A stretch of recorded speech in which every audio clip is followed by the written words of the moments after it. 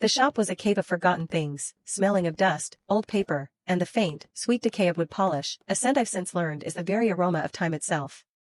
My grandfather's assignment was simple, a punishment for some minor childhood crime: organize the back room, a chaotic landscape of towering, unsteady piles where objects lost their names and became mere shapes in the gloom. I grumbled, pushing past a stack of National Geographics from a decade I hadn't lived, my hand brushing against the cold, smooth curve of a glass eye. It was there, in the act of sorting, that the mundane world began to fracture.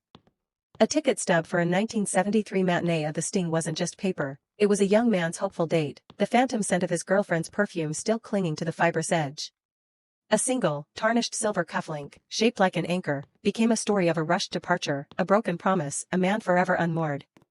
A child's mud-caked shoe, small enough to fit in my palm, transformed into a panicked search in a summer downpour, a mother's frantic voice calling a name I would never know. I wasn't just holding objects, I was holding the solidified echoes of joy, despair, and abrupt endings. I carefully wiped the grime from a faded photograph of a soldier, his arm around a woman, both smiling into a sun that had set long before I was born, and I felt a profound, aching responsibility settle on my small shoulders. These weren't his to sell, they were his to keep, to guard. My grandfather found me hours later, silent and still, the cufflink clutched in my hand. He didn't scold me for the lack of progress. He simply nodded, his own eyes holding a similar, weathered weight, and said, "You see them now, don't you?"